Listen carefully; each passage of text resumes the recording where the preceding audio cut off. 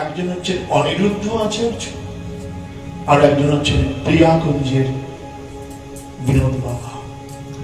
যাই হোক, রাধারানী অশেষ কৃপা, রাত্রি 8টার সময় আমরা বেরোলাম প্রেমানন্দ দাস বাবাজিকে দর্শন করবার জন্য। উনি রাত 3টের সময় বেরোলেন। অসংখ্য ভক্ত সারা রাস্তা ফুল ছিটিয়ে দিয়েছেন, উনি আসছেন। আমার দাদা একটা তুলসীর মালা নিজে তৈরি করতে পারেন, মোটা মোটা জপের তুলসীর মালা, ওইটা তৈরি করে নিয়ে গেছিল।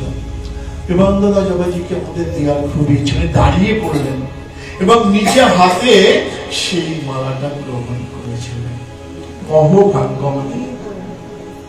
তারপরে পরের দিন বর্ষানা গেলাম প্রিয়াকুঞ্জে। 3:10 উনি বাইরে বেরোন ভজন কুটির থেকে।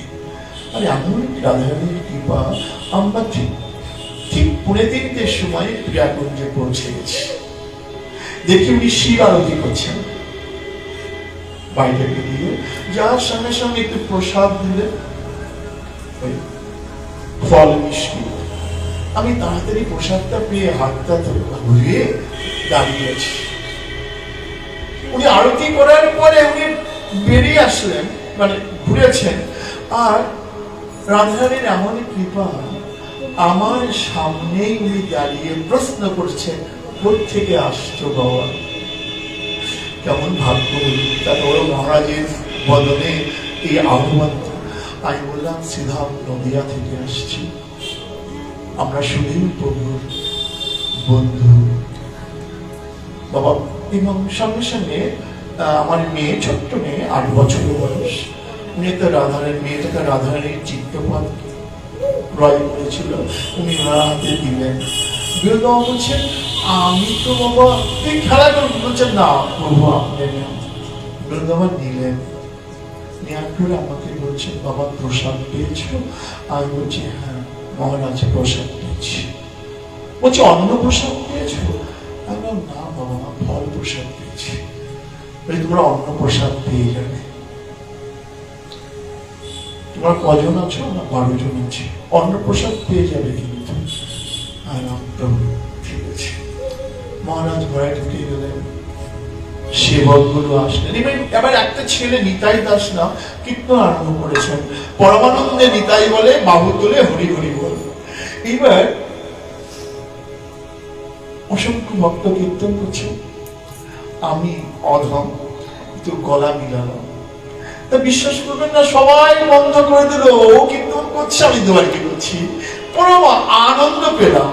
বৃন্দাবন ধামে গিয়ে একটু কীর্তন আস্বাদন করা, প্রিয়াকুঞ্জের মতো জায়গায়। তারপরে কীর্তন শেষ হলো, সেবক গুলো এসে বললেন, আপনারা বসুন, প্রসাদ পাবেন। বাবা আজও ভুলতে পারিনি, একটা বছর হয়ে গেল। কি অমৃতময় বাক্য! জল প্রসাদ, মরিচ প্রসাদ, অন্ন প্রসাদ, সবজি প্রসাদ, ডাল প্রসাদ, পরমান্ন প্রসাদ। অন্ন নেবেন এটা বলছেন না, জল নেবেন তা বলছেন না। অন্ন প্রসাদ, জল প্রসাদ, প্রেম ভরে আনন্দে প্রসাদ পেলাম। প্রসাদ পাবার পরে দক্ষিণা দিতে গেলাম, কিছুতেই সেবাই গুলো নিল না। আমরা একটা চালে গুঁজে চলে আসলাম। তা সত্যি কথা বলতে কি, যখন শুনলাম যে বিনোদ বাবার আশ্রিত গৃহে আজকে গৌর কথা হবে, ছুটে আসলাম। আর আরেকটা ছুটে আসলাম আরেকটা কারণে, রিদমের মুখে শুনেছি যে বাদকুল্লায় একজন পরম বৈষ্ণব আছেন আমার বাবা, তাকে দর্শন করার জন্য আমার আরো আসা। বিশ্বাস করুন, আমি ক্ষুদ্র মানুষ, আমি ক্ষুদ্র মানুষ, একজন ভজনহীন নিকৃষ্ট, কিন্তু বিশ্বাস করুন আজকে একটা বছর হৃদয়ের সঙ্গে পরিচয় হয়ে বহু ভক্ত দর্শন করার সৌভাগ্য লাভ করছে। এটাও আমার জীবনের একটা প্রাপ্য। আরেকটা একটা প্রাপ্যর কথা বলে আমি শেষ করব। আপনাদের অশেষ কৃপায় যেখানে মহাপ্রভু সবসময়ের জন্য থাকেন, মহাপ্রভু 4 জায়গায় সবসময় সময় অবস্থান। মহারাজ জানেন, নিত্যানন্দ নর্তনে, সচির রন্ধনে, শ্রীবাস অঙ্গনে, রাঘব ভবনে। সচির রন্ধন আমরা দর্শন করার সৌভাগ্য লাভ করবো না, নিত্যানন্দ নর্তন আমাদের পক্ষে দর্শন করা সম্ভব নয়। শ্রীবাস অঙ্গন কনফিউশন আছে কোনটা, কেউ বলছেন মায়াপুর, কেউ বলছেন সিদ্ধান্তবদ্বীপ। রাঘব ভবন পানিহাটিতে আজ বিরাজমান, যেখানে সদা সর্বদা গৌর সুন্দর অবস্থান করেন। আর আপনাদের চরণ আশীর্বাদে এই অধম ওখানে দুদিন ভাগবতীর কথা শ্রবণ করার সুযোগ পেয়েছেন। এটা জীবনের পরম পরম পাওয়া। যত বড় বড় মহারাজ যেখানে পাঠ করেছে, আমি উপরে বসতে চাইছিলাম না, কারণ সত্যি থেকে আমার মতো অধম ওই পেশাসনে বসার মতো যোগ্যতা নাই। কিন্তু ওখানকার যারা সেবায় বললেন, বাবা আমাদের নিয়ম পেশাসনে বসে পাঠ করতে হবে। মনে একটু খুঁতখুত হচ্ছিল। যাই পরম দয়াল শ্রী গুরুদেবের চরণ স্মরণ করে, মহাপ্রভুর চরণ স্মরণ করে পেশাসনে বসলাম। ওটা নিয়ম হচ্ছে 7টার মধ্যে পাঠ শেষ করতে হবে, ঘড়ি ধরে 5:30 আরম্ভ, 7টা শেষ করতে হবে, 7টায় সন্ধ্যা বেদি। মহাপ্রভুর কৃপায় 7টার মধ্যে ভাগবতীকতা বিশ্রাম আবার কল করেছে, আবার মাস্টারে পড়ে গেছিলাম। জীবনটা ধন্য হয়ে গেল। যে সত্যি কথা বলতে কি এটাও ভাগ্যে ছিল। আর আজকে ওই প্রথমে যা বলছিলাম, আমি শাসক আর বড় বড় সব হাতিরা দাঁড়িয়ে আছে, এখানে সব বড় বড় বৈষ্ণব, তাদের মধ্যে আমি একজন ছোট্ট ক্ষুদ্র মানুষ। বড় সাহস করে পথে নেমেছিলাম। আমি কিন্তু বাইরের কথা বলি না। আমাদের বাড়িতে 1971 সাল থেকে একটা আসর হয়, 56 বছর ধরে আসরটা হচ্ছে। আমার বাবা প্রতিষ্ঠা করে গেছেন 2000 সালে, বাবা অপ্রকট হয়েছেন। 2000 সাল থেকে 2026, এই 26টা বছর আমাকে প্রতিদিন আসরে বসতে হয় বর্গিয়ার বেলা। আপনাদের আশীর্বাদে 40-50 জন রোজ পড়তে হয়, একাদশীর দিন 80-85 জন পড়তে হয়। আমাকে না থাকলে বদলা বসে না, আমাকে আজকেও ওখানে বসে সবার আশীর্বাদ নিয়ে তারপরে আজকে আমি এখানে এসেছি। বাবা, গৌর কথার মতো কথা কিছু নাই। একজন বৃদ্ধ, 80 বছর বয়স, রসিকা ভক্ত চূড়ামণি ছিল কবিরাজ গোস্বামী শ্রীপাদ রাধা কুন্দের তীরে বসে বসে একটি গ্রন্থ লিখলেন। গ্রন্থটির নাম হচ্ছে গোবিন্দ লীলামৃতম। বৃন্দাবনের বৈষ্ণবরা গ্রন্থটি আস্বাদন করলেন। বাবা, তখন চৈতন্য মঙ্গল লেখা হয়ে গেছে। চৈতন্য মঙ্গল দুটো, একটি হচ্ছে বৃন্দাবন স্তম্ভের চৈতন্য মঙ্গল, একটি লোচন দাসের চৈতন্য মঙ্গল। তার আগে আরেকটা গ্রন্থ সম্বন্ধে লেখা হয়েছে, কবি কর্ণপকে শ্রীকৃষ্ণ চন্দ্রোদয় নাম। ঠিক বলছি তো, বলেছি মহাপ্রভু অপ্রকট হবার পরে 1533 সাল রবিবার সপ্তমী তিথি মহাপ্রভু অপ্রকট। কেউ বলছেন জগন্নাথে বিলীন হয়েছে, কেউ বলছেন সমুদ্রে ঝাঁপ দিয়েছে, কেউ বলছেন তোতা গোপীনাথে বিলীন হয়েছে। তোতা গোপীনাথ যদি কখনো দর্শন করেন, দেখবেন এইখানে দাগ আছে। ওটা কখন দর্শন হবে? ওটা দর্শন হবে যদি সকাল 6টার সময় যাওয়া যায়। সেই সময় গোপীনাথকে স্নান করানো হয়। বাবা, অন্য সময় দেখলে মনে হবে গোপীনাথ দাঁড়িয়ে বাঁশি বাজাচ্ছেন, কিন্তু না, গোপীনাথ বসে বাসা বানাচ্ছে। দর্শন করেছেন মহাপ্রভু অপ্রকট হবার পরে গদাধর পণ্ডিত হাহাকার করে কাঁদছে, প্রভু আমি চলে যাব, আমি তোমার বিরহ সহ্য করতে পারবো না। মহাপ্রভু বললেন, গদাধর তোমাকে এখন আসলে হবে না, বাংলা থেকে শ্রীনিবাস আচার্য আসছে, তাকে ভাগবত কথা শিখাতে হবে, তারপরে তুমি আসবে। যখন শ্রীনিবাস আচার্য যখন দীঘা পর্যন্ত গেছেন, তখন হঠাৎ খবর পেলে মহাপ্রভু অপ্রকট হয়েছেন, হাহাকার করে কাঁদছেন শ্রীনিবাস আচার্য। সিধা নীলাচলে চললেন। গদাধর পণ্ডিত বললেন, তুমি এসেছ, মহাপ্রভুর আদেশ হয়েছে তোমাকে ভাগবত শেখাবার জন্য। ভাগবত পড়া শিখেছে, চোখের জলে ভাগবত তা ভেসে ভেসে ভেসে যাচ্ছে। একজন ভক্ত একটা মালা নিয়ে এসেছে, মহারাজ এই মালাতে তো গোপীনাথকে পরিয়ে দেন। গদাধর পণ্ডিত বলছেন, আমার উদ্ধার শক্তি নয়, হে গোপীনাথ, তোমার যদি সত্যি কথা মালা পড়ার ইচ্ছা হয়, তুমি বসে আমার মালাটা পড়ে নাও। ভক্ত বাঞ্ছা কল্পতরু ভগবান গদাধর পণ্ডিতের কাছে বাবু হয়ে বসে সেই মালাটা গ্রহণ করলেন। সেই থেকে গোপীনাথ বসে আছে।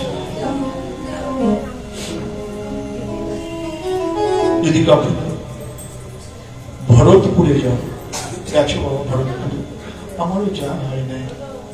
ভরতপুরে গদাধর পণ্ডিতের ভ্রাতুষ্পুত্র, গদাধর পণ্ডিত 3 ভাই,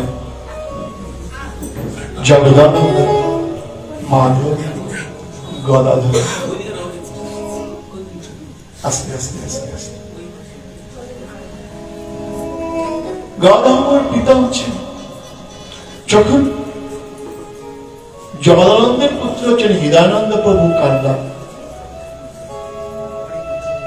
বাণীনাথের পুত্র হচ্ছেন নয়নানন্দ ঠাকুর, কাকার সেই ভাগবত, এবং কাকার কণ্ঠাক্তার মেয় গোপাল থাকতো, ছোট্ট গোপাল বিগ্রহ, সেই মেয় গোপাল আর সেই ভাগবতটা নিয়ে ভরতপুরে এসে শ্রীপাদ করলেন। আজও ভরতপুরে গদাধর পণ্ডিতের সেই ভাগবত গ্রন্থটি আছে, আর মেয় গোপাল আছে।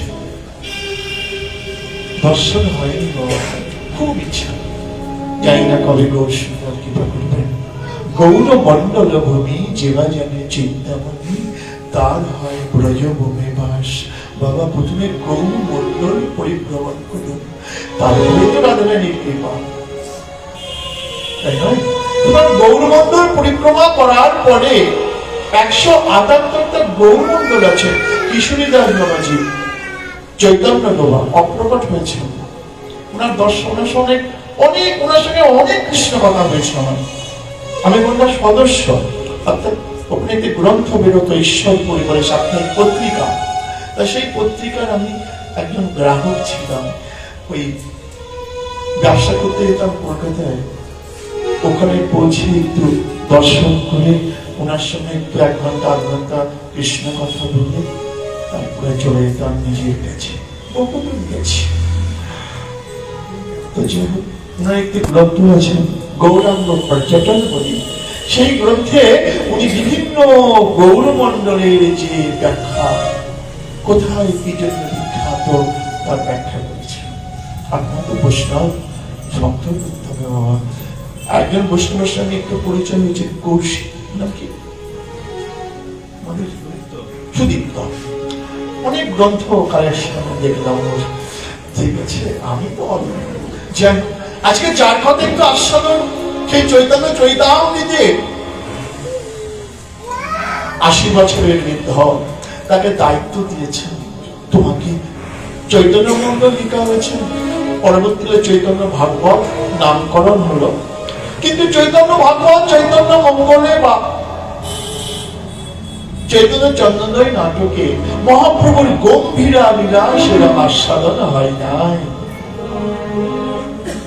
সমস্ত ভক্তগণ গেলেন কবিরাজ গোস্বামীর কাছে, আস্বাদন করাতে হবে। কবিরাজ গোস্বামী বৃদ্ধ মানুষ, আমার পক্ষে সম্ভব, 80 বছর বয়স। মদন মোহনের সামনে দিয়ে অজরে কাঁদছেন। মদন মোহন, আমি কি করবো বলো? এই 80 বছর বয়সে কি আমার পক্ষে?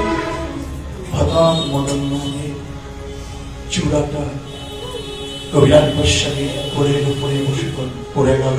ভক্তগণ জয় ধ্বনি দিয়ে উঠলেন, জয় হোক মদন মোহনের,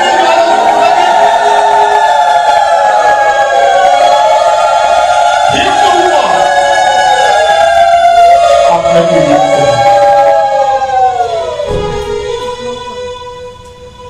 আরম্ভ করলেন ছোট্ট একটা ভজনের কুঠির। যারা রাধাকুণ্ডে গেছেন, রাধাকুণ্ডের তীরে ভজন কুঠিরটা আজও বিরাজমান। ছোট্ট একটা ঘর, একটা বিছনা পাতা আছে, কিচ্ছু না, কিচ্ছু না। রাধাকুণ্ড বাবা ভজনের জায়গা, অনুভবের জায়গা। বড় বড় মন্দির নাই, ছোট ছোট মন্দির, কিন্তু ভজনের জায়গা। রাধাকুণ্ডের তীরে যদি বসে একবার হা করে করে কাঁদা যায়, হে রাধে রাধে রাধে রাধে রাধে।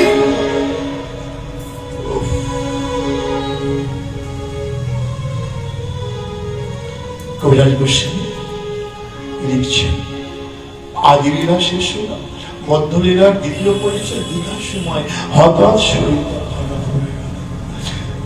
উনি বলছেন, যদি আমাকে বাঁচিয়ে রাখে গৌর সুন্দর, আমি আরো বেশি করে আস্বাদন করব বাবা মহাপ্রভুর কৃপা। 7 বছর ধরে চৈতন্য চৈতামৃত লেখা, সেই চৈতন্য চৈতামৃতের একটি মানে একটি অংশ একটু আস্বাদন করার সৌভাগ্য লাভ করি। বড় অধ্যায়, 1 মাস সময় লাগে, যেটা আস্বাদন করার জন্য চেষ্টা করব। 8 ঘন্টায় 30 মিনিট, 1 ঘন্টায় কিছু হয় না, তখন একটু আস্বাদন করি। রায় রামানন্দ সংবাদ, নিতাই গৌর মহাপ্রভু বলবে যে রাধেশ্বর মহাপ্রভু 1510 খ্রিস্টাব্দে সন্ন্যাস গ্রহণ করলেন। বৃন্দাবনের দিকে যাচ্ছেন, বললেন না, ফিরে আসলেন শান্তিপুরে। মায়ের আদেশে সিধা নীলাচলে চৈত্র মাসে প্রবেশ করলেন, উদ্ধার করলেন সার্বভৌমাচার্য। এটা একটা বিশাল চৈতন্যের একটা বিশ্বাস।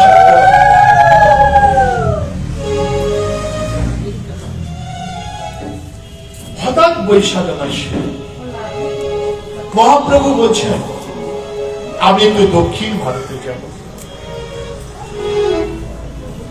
বাবা ভক্তগণ কাঞ্চন, প্রভু তুমি চলে যাবে দক্ষিণ ভারত? হ্যাঁ। বলছি প্রভু তুমি, তোমার সঙ্গে কে যাবে?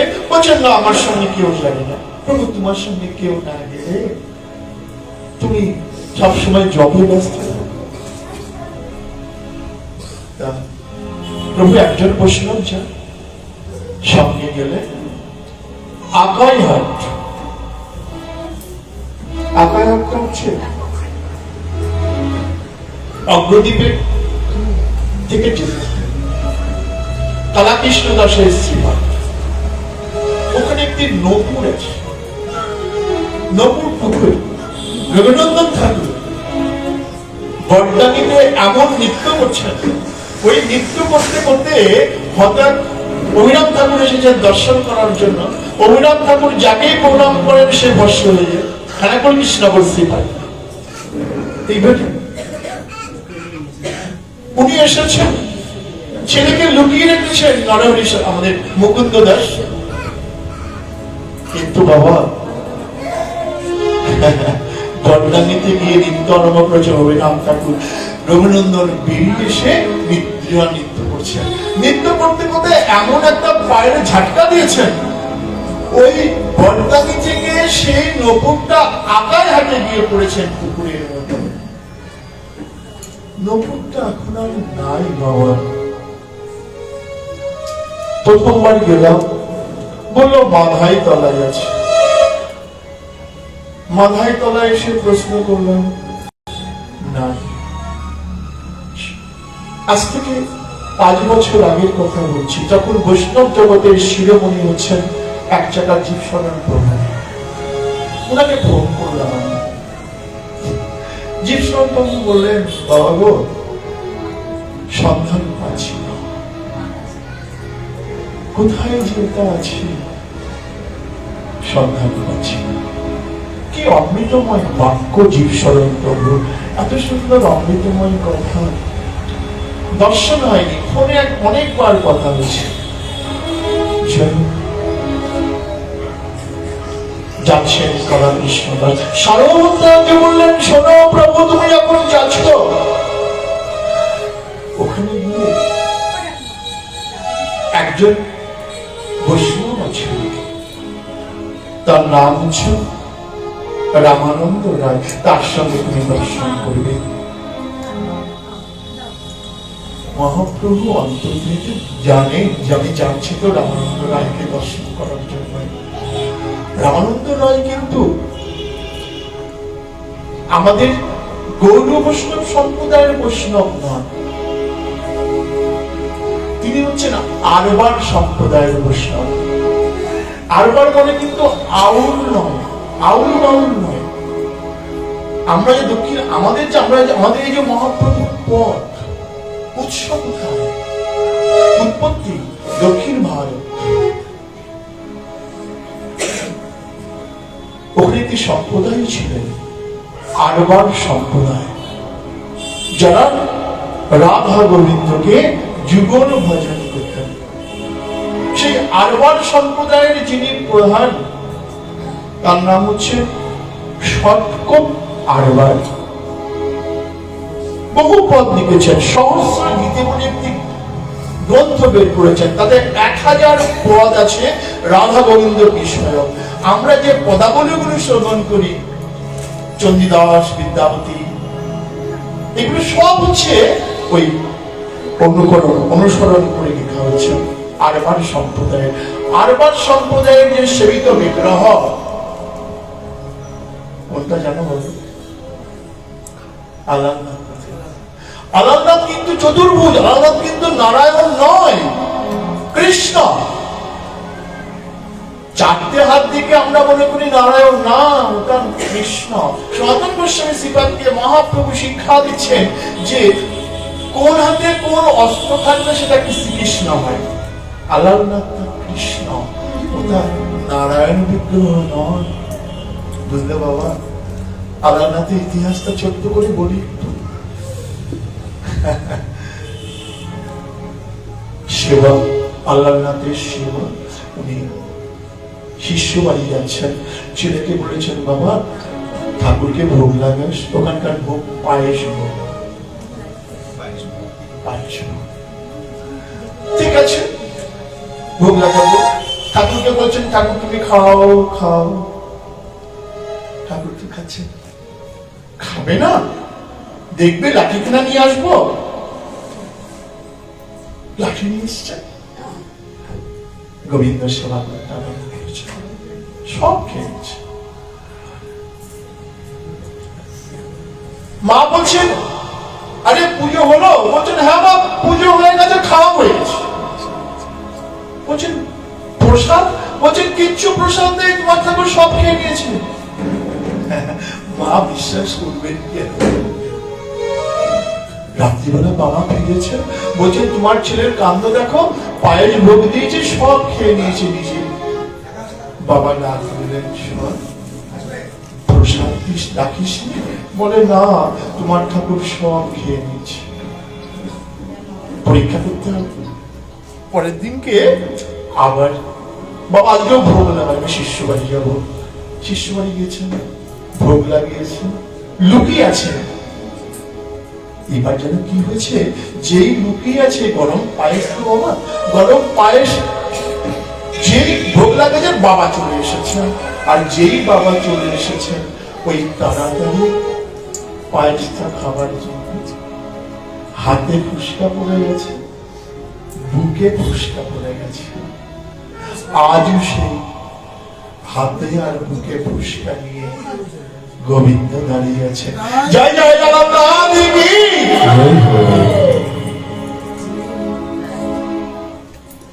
এই রামানন্দ রায়ের বাড়িটা হচ্ছে এই আলালনাথ মন্দিরের পাশে। গুণাচাঁদ ভক্তের নাম নিশ্চয়ই শুনেছেন। উনি একদিন পাঠে বলছিলেন, বাবা যদি কখনো পুরী ধামে যাও ওই রামানন্দর বাড়িতে গিয়ে ওনার বংশধরের হাতে একটু জল খেয়ে। খুব ইচ্ছা ছিল। 2005 সালে পুরী গেছিলাম, আলালনাথে গিয়ে বংশধর যিনি আছেন তাকে ডাক দিল। তিনি আসলেন, বলে বাবা আপনার হাতে একটু জল খেতে চাই। কেন?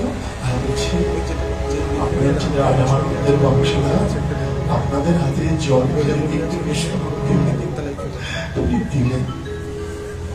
গেছে রামানন্দের বাড়িতে, সেই লেখনীটা আছে, জগন্নাথ বল্লভ নাটকটা লেখা আছে তরবারিতে আছে। উনি বিদ্যানগরের অধিপতি। প্রতাপরুদ্র রাজা গদাবরীর তীরের ওপারে বিদ্যানগর দখল করলেন। কাকে দায়িত্ব দেবেন? ভবানন্দ রায়ের পুত্র, জ্যেষ্ঠ পুত্র, সব থেকে বিশ্বস্ত, তাকে দায়িত্ব দিলেন বিদ্যানগরের 3 ঘন্টার অধিপতি। মহাপ্রভু আসছেন গদাবরীর তীরে। মহাপ্রভু স্নান করে একটা বৃক্ষতলায় বসে আছে। এদিকে রামানন্দ রায়, রাজা তো বাবা, অসংখ্য ব্রাহ্মণ সহ স্নান করতে আসছেন। স্নান শেষ হলো, দূর থেকে মহাপ্রভুকে দর্শন করেছেন। মহাপ্রভুকে দর্শন করে রামানন্দ রায় ব্রাহ্মণগণকে ছেড়ে চলে এসেছিলেন মহাপ্রভুর কাছে। প্রণাম করছেন। মহাপ্রভু চোখটা বন্ধ করে আছে, তাকিয়ে দেখছেন তার প্রিয় পার্শ্ব বৃন্দাবনের ললিতা অথবা বিশাখা। মহাপ্রভু বলেন, কি তুমি? রামানন্দ রায় বলছেন, আমি আর কেউ নই, আমি তোমার চরণের দাসের দাস। দুজনাকে জড়িয়ে ধরেছে। বাবা বৈষ্ণবগণ কলম দিচ্ছে, চোখের জল পড়ছে। মহাপ্রভুর আনন্দ আর রায় রামানন্দের আনন্দ। মহাপ্রভুর চরণ, মহাপ্রভুর নয়নের জলটা রামানন্দ রায়ের পিঠে পড়ছে। মহাপ্রভু বেশ লম্বা, আর রামানন্দ রায়ের চরণ নয়ন জলটা মহাপ্রভুর চরণে পড়ছে। প্রভু যেন ওই চরণে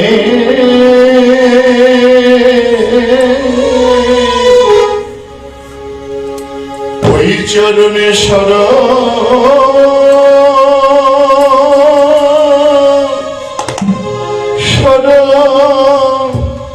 থাকে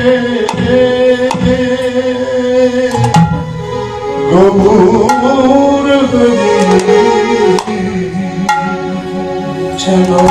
চরণে চরণে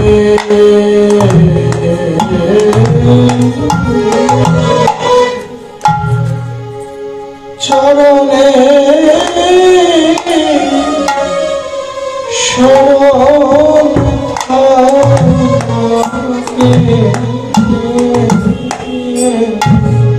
প্রভু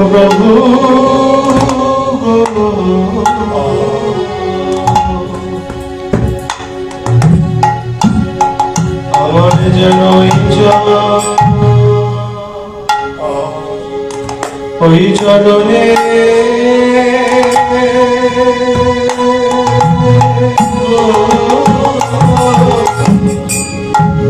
আমার যেন স্মরণ থাকে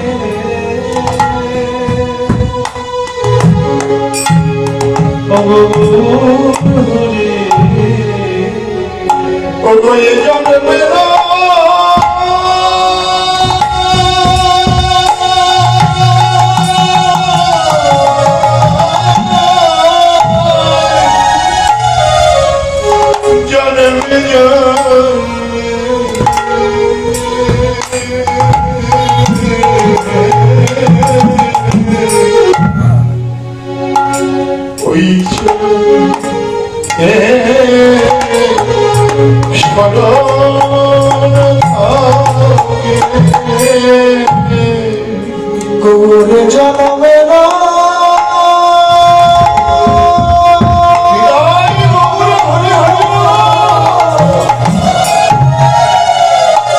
জন্মে না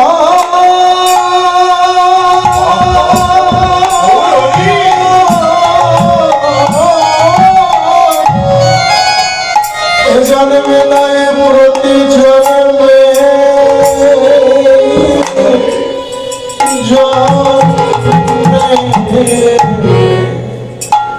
যেন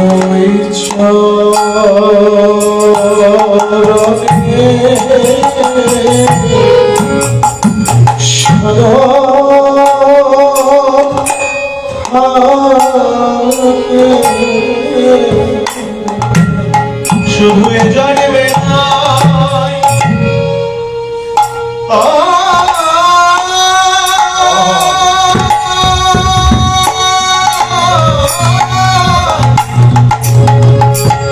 প্রতি জন্মে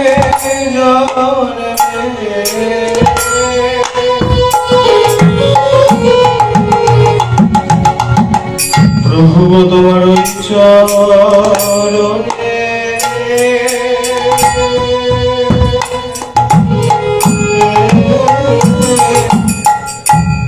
যেন স্মরণ থাকে। ব্রাহ্মণরা দূর থেকে দর্শন করছে আমাদের রাজা সে কিনা একজন সন্ন্যাসীর সঙ্গে মহাপ্রভু সঙ্গে সঙ্গে সংকলন করলেন। ব্রাহ্মণকে দেখে রামানন্দ রায়কে বললেন, রামানন্দ, তোমার মুখে কৃষ্ণ কথা শুনতে হয় মন, পুনরপি পাই যেন তোমার দর্শন। রামানন্দ রায় বলছেন, রাই কহে ওগো প্রভু, আইলা যদি পাবরস ধীতে, দর্শন মাত্রে শুদ্ধ রহে মোর দুষ্ট চিত্তে। প্রভু, তোমাকে দর্শন করার সঙ্গে সঙ্গে সবার মন থেকে সমস্ত কলমশ দূরীভূত হয়ে যায়। কিন্তু প্রভু, তোমাকে দর্শন করলাম বটে, কিন্তু আমার মনের মধ্যে এত কলমশ, পূর্বজন্মের এত পাপ রাশি না প্রভু, আমার আমার আমার কলমশ দূরীভূত হলো না। প্রভু, দিন ৫-৭ নির্বিঘ্নে থাকো, তবে তোমাকে দর্শন করে হয়তো আমার মনের ময়লা দূরীভূত হয়ে যাবে। মহাপ্রভু হাসছে, তুমি আসবে তো? হ্যাঁ প্রভু, আজকে সন্ধ্যাবেলা আসো। সন্ধ্যা হয়েছে,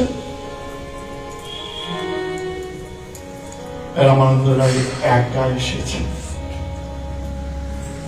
বসতে পেরেছেন। মহাপ্রভু, কি আশ্চর্য! আমরা কি দেখি বাবা গীতায়? অর্জুন প্রশ্ন করছে, ভগবান উত্তর দিচ্ছেন। স্কুল ক্ষেত্রে মাস্টারমশাই উত্তর দেন, ছাত্র প্রশ্ন করেন, ভক্ত প্রশ্ন করেন, ভগবান উত্তর দেন। উল্টো আজকে মহাপ্রভু প্রশ্ন করছেন, উত্তর দিচ্ছেন কে? ভক্ত রামানন্দ রায়। কবিরাজ গোস্বামী শ্রীপাদ এখানে একটা সুন্দর দৃষ্টান্ত দিয়েছেন, খুব ধ্যান দিয়ে শ্রবণ করা। জল সাগরের, জলটা কার? সাগরের। ভক্ত রামানন্দ রায় মেঘ, আর মহাপ্রভু সাগর। মহাপ্রভু জগতের মধ্যে, আর এই সমুদ্র থেকে মেঘের জল সৃষ্টি হয় বায়ু বাষ্পের মাধ্যমে গিয়ে, তেমনি মহাপ্রভু সাধ্য সাধন বস্তুটি কি জগৎকে জানানোর জন্য রামানন্দের মধ্যে সঞ্চালিত করলেন। আর রামানন্দ রায় জগৎকে জানাচ্ছে। এই বিষয়টা কবিরাজ গোস্বামী শ্রীপাদ দৃষ্টান্ত দিয়েছেন। আর বাবা, আমার ধৃষ্টতা নিও না, আমি একজন অধম, তথাপি নিজের কলমে একটি গানের মাধ্যমে এটা আচরণ করেছি। ওগো মেঘ স্বরূপ রাম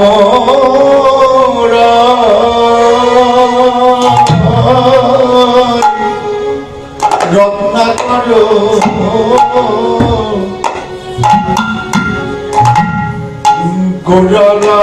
গোড়ায় মেঘ স্বরূপ রাম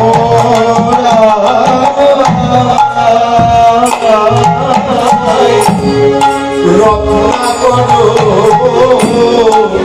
গোড়ায় আজ ভক্তি সিদ্ধান্ত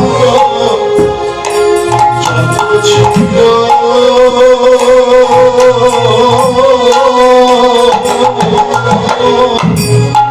ভক্তি সিদ্ধান্ত যত ছিল আজ ভক্তি সিদ্ধান্ত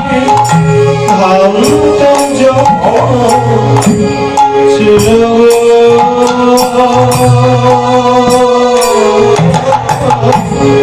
আজ ভক্তি সিদ্ধান্ত যত ছিল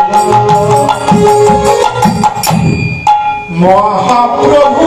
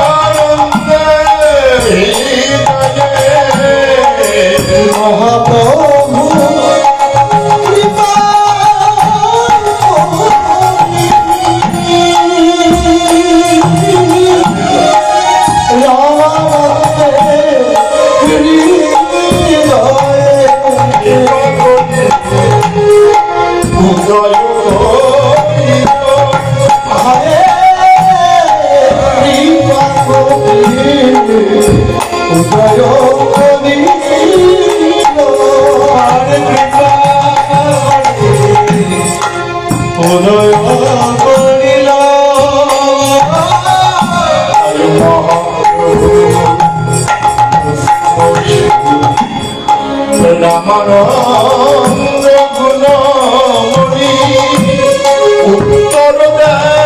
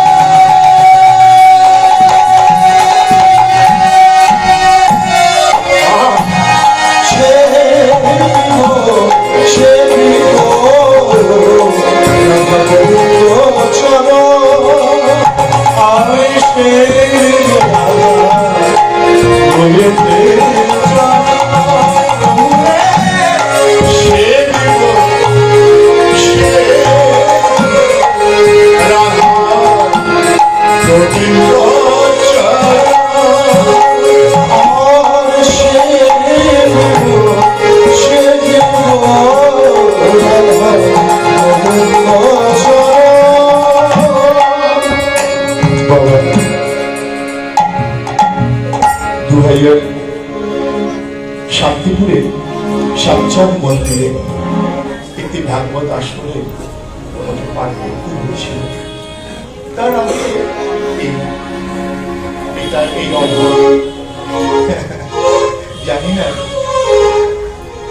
প্রভু কি দেখিয়েছেন, যাই ক্ষমা করে দিও,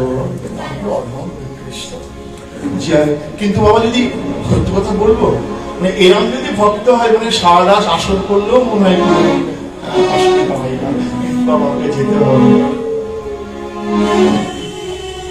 মোটামুটি 8:37 হয়ে গেছে, আমি 9টা পর্যন্ত করি, ঠিক আছে, অসুবিধা হবে।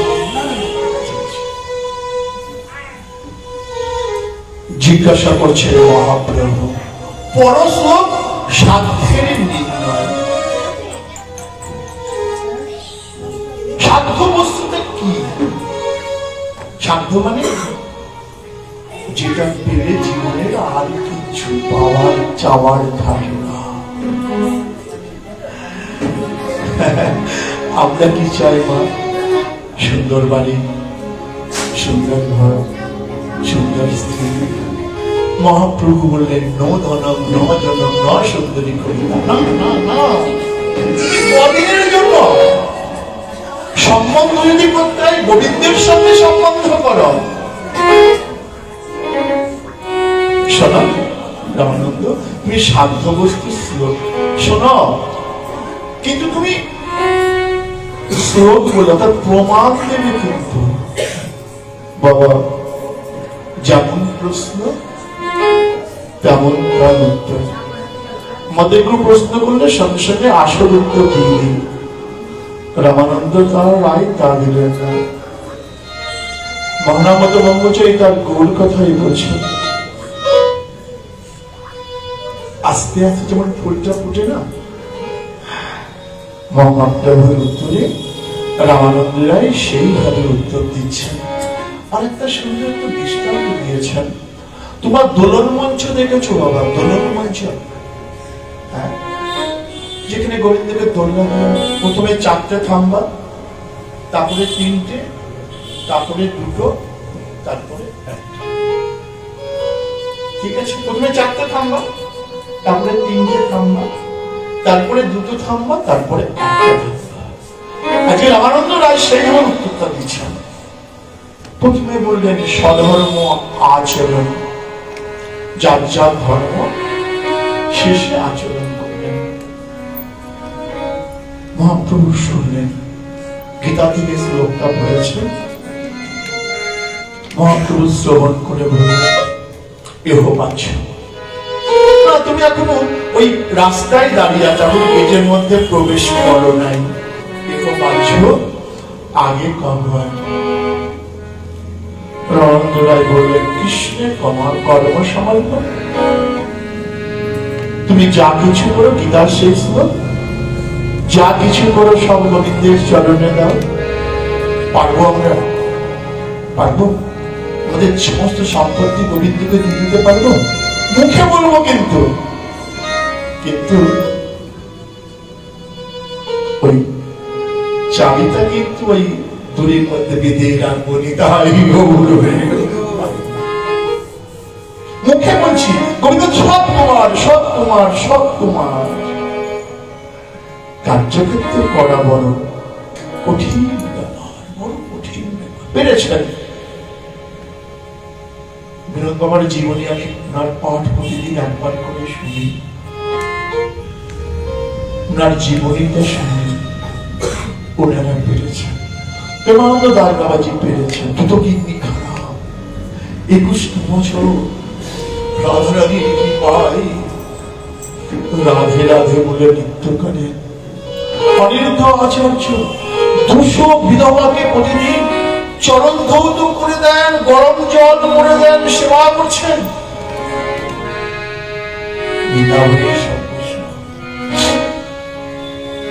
এখনো যারা আছে, বহু বৈষ্ণব নবদ্বীপে, এখনো বহু বহু বৈষ্ণব আছে।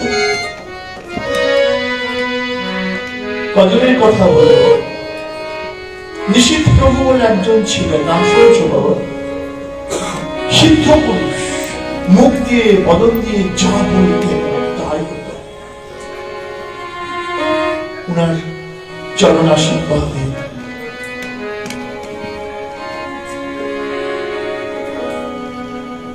উনাকে দর্শন করার পরে আমার জীবনের মোড়টা বলে গেছে উনারই কৃপায়। আমি পরে একদিন বলবো।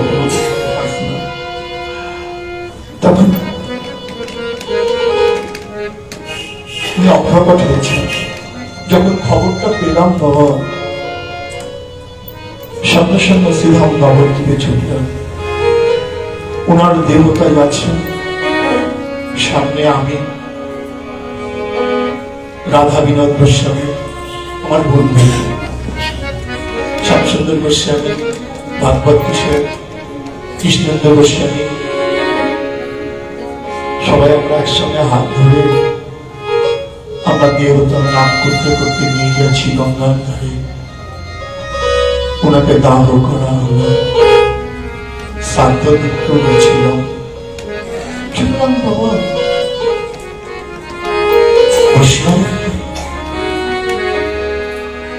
সবকিছু পরিত্যাগ করে তারা কৃষ্ণের কর্ম সমর্পণ করেছেন, সব গোবিন্দের চরণে দিয়ে দিয়েছেন। মহাপ্রভু বললেন এটাও বাচ্চা বাইরে দাঁড়িয়েছে। রামানন্দরা চিন্তা করছেন এবার কি বলা যায়। আচ্ছা প্রভু, সাধারণ ত্যাগ সর্বধর্মালো পরিত্যাজ্য মামেকং শরণং ব্রজ। সবকিছু পরিত্যাগ করে যারা গোবিন্দের চরণে সব সমর্পণ করে দিয়েছে, হে কৃষ্ণ তুমি ছাড়া কেউ নাই। প্রভু বললেন এটাও পাচ্ছ, কারণ এখানে গোবিন্দ অর্জুনকে বলছিলেন যে তুমি সব ত্যাগ করে আমার শরণাপন্ন হও, আমি তোমাকে রক্ষা করব। নিজের স্বার্থ লুকিয়েছে। না না না, এটাও সাধ্য বস্তু নয়। গীতার একদম চরম শিখরে চলে গেছে। জ্ঞান মিশ্রা ভক্তি ব্রহ্ম আত্মা প্রসন্নাত্মা বলছে না, গোবিন্দকে জ্ঞান থাকলে ভালোবাসা যাবে না। রামন্দরায় চিন্তা করছেন এবার তুমি কোথায় যাই। একেবারে তো গীতার চরম সীমায় চলে গেছি। সঙ্গে সঙ্গে মনে পড়ে গেল সেই কথা, মহাভারত গীতা হয়েছে, গীতা লেখা হয়েছে, ব্যাসদেব তালে হাতে বসে আছে। নারদ মুনি এসে বললেন কি তোমার দুঃখ, তুমি সব লিখেছো তো? বলছে আমি মনে শান্তি পাচ্ছি না। বলছে তুমি এক কাজ করো, ভাগবত লেখো। আমি তোমাকে ভাগবতীর শ্লোক বলছি, 4টে শ্লোক বললেন, 24 শ্লোকই ভাগবত। সেই 24 শ্লোকই ভাগবতকে ব্যাসদেব 18,000 শ্লোকে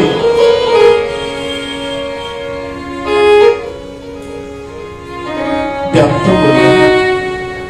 সেখানে চলে গেল রামানন্দ রায় জ্ঞানশূন্য ভক্তি। জ্ঞানশূন্য ভক্তি মানে গোবিন্দকে ভালোবাসতে হবে, প্রতিবেশীর মতো না, নিজের ছেলের মতো। বাবা বাইতুলি 2 বছর পরে নিজের ছেলেটা আসে, রাঁধুনি খেতে রান্না করাবেন না। আরে আমার বাপি আসছে, আজকে আমি রান্না করে খাওয়াবো। গোবিন্দকে সেইভাবে ভালোবাসতে হবে। আমার প্রাণনাথ, আমার আপনজন, প্রতিবেশী নয়, আপনজন করে যারা ভালোবাসতে পারে মহাপ্রভু। তারপরে প্রথম 4টে গেল, এহবাহ্য এহবাহ্য এহবাহ্য এহবাহ্য। এইবার মহাপ্রভু বললেন, যেই বললেন জ্ঞানশূন্য ভক্তি, মহাপ্রভু বললেন এহ হয়। তুমি না এইবার দরজার মধ্যে প্রবেশ করেছো, গেটটা খুলেছো, এখন তোমার সম্পূর্ণ দেখা হয় নাই, তুমি প্রবেশ করেছো। এহ হয় জ্ঞানশূন্য ভক্তি। এহ হয় আগে কহবার। রামানন্দ রায় বললেন প্রেম ভক্তি। বাবা, প্রেমটা কাকে বলে জানো? প্রেম হচ্ছে যার কোনো উজ্জ্বল নির্মূলী গ্রন্থে রূপশ্রী শ্রীপাদ কলম দেবে, যার কোনো ধ্বংস নাই। আমাদের প্রেম ধ্বংস আছে, কদিনের জন্য সম্বন্ধ, আমাদের প্রেমের ধ্বংস আছে। গোবিন্দের সঙ্গে প্রেম করলে তার কখনো ধ্বংস নাই, নাই, নাই।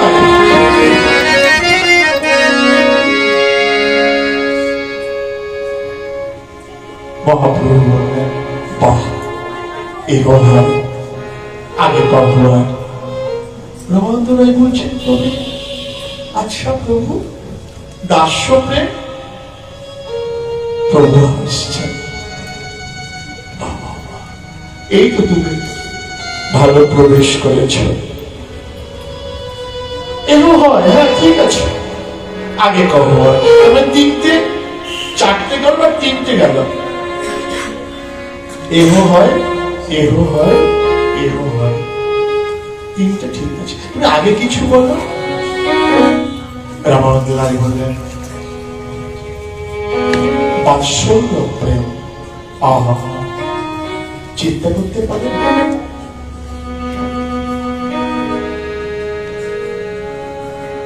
গোবিন্দ মৃত্তিকা ভক্ষণ করেছে। বলরাম বলছেন, মা মা কা কা কা, কোনটা ছিল? কা কা কা কা, কানাই মাটি খেয়েছে। কৃষ্ণ বলছেন, না মা, আমি মাটি খাই না। দেখি হা করতো, হা করেছে। যে হা করেছে, বিশ্ব ব্রহ্মাণ্ড ওই বদনের মধ্যে, আমাকে নিজেকেও দেখতে পাচ্ছেন। মা চিন্তা করলেন, নিশ্চয়ই কোনো আবার কোনো ওই দামিনী যোগিনী আমার ছেলেটাকে ধরেছে। কি করলো জানো মা? পরীক্ষিত মহারাজ কি সুদেব গোস্বামী শ্রবণ করেছেন, বাবায়ের ধুলোটা নিয়ে গোবিন্দের অঙ্গে দিচ্ছেন। সারাই সূর্যপূর্ণ ভগবান কৃষ্ণচন্দ্র তার অঙ্গে ধুলি মাখাচ্ছেন। এটা বাৎসল্য প্রেম? না না না, আমার পুত্র, আমার আমার আমার। প্রভু বলেন, এই উত্তম, উত্তম কথা বলেছ। আগে খবর, আগে কিছু বলে।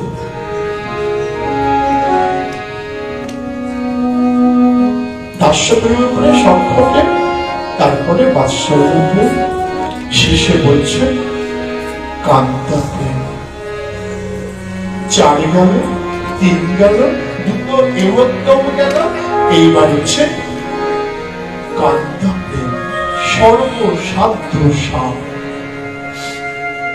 এটাই মহাপ্রভুর পথ।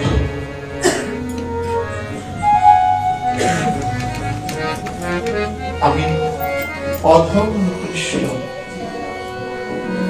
ধর্ম সাধন কিচ্ছু নাই। আপনারা তো ভজনানন্দী। আমার বাবা আছেন, একদম প্রার্থনা করি,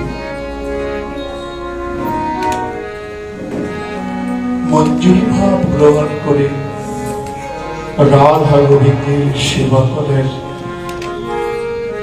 মনোভাবটা তৈরি করতে হবে। বৃন্দাবনে অপ্রাকৃত নবীন মদন, কাম বীজ কাম গায়ত্রী যার উপাসনা।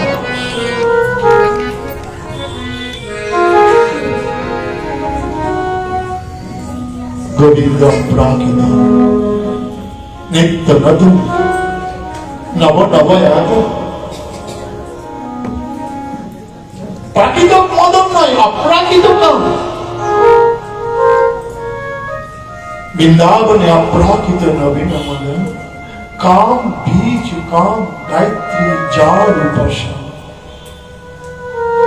গোবিন্দকে রাধা যুগল ভজন করতে গেলে কাম বীজ কাম গায়ত্রীতেই একমাত্র গোবিন্দকে ভজন করতে হবে।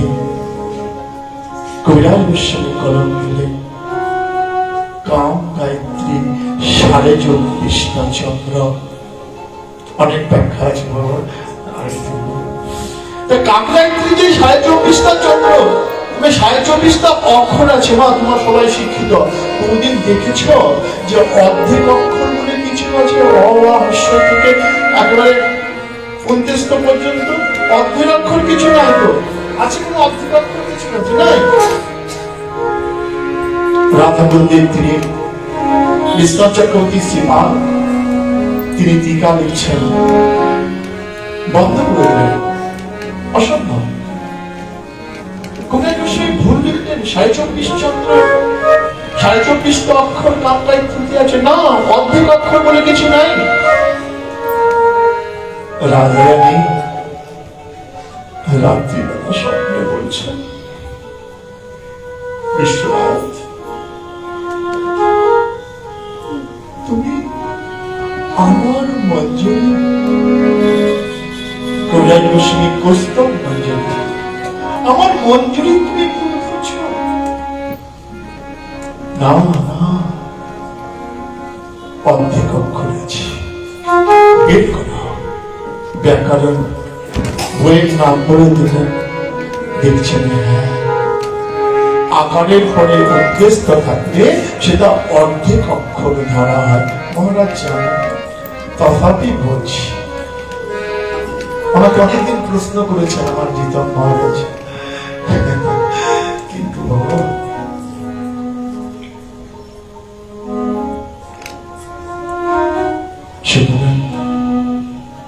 সাধন করতে গেলে কামবীজ কামকায়িত্রী জপ অবশ্য করণীয়, এবং ব্রজের অভাব কৃষ্ণ সেবা মানসে করিবে, মনে মনে সাধন। কিচ্ছু নেই বললে বাবা। রঘুনাথ বাড়ি বসে বৃন্দাবনী রাধা করতে তাতে বসে অঝরে কাঁদছে, চোখের জলে মদনটা ভেসে যায়। কোথায় প্রেম রাধে রাধে, তুমি কোথায় রাধে রাধে। একবার কৃপা করে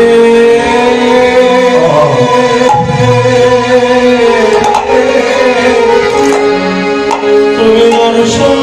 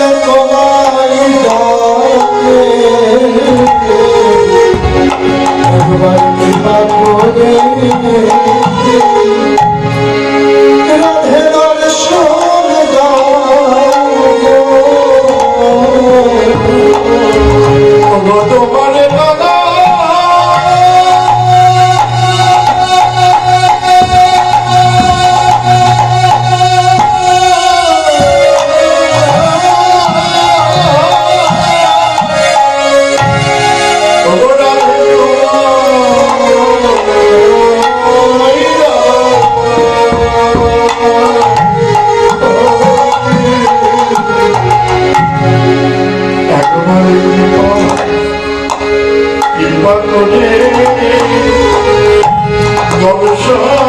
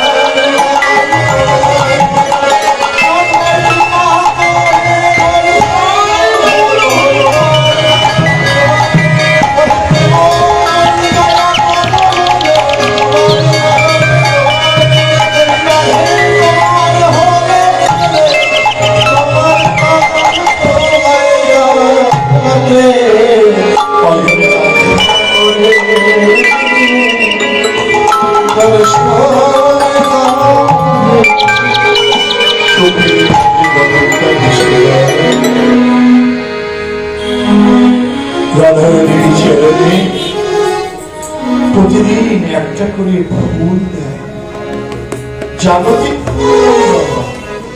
মন্ত্র বিলাপ খেয়ে দুঃখ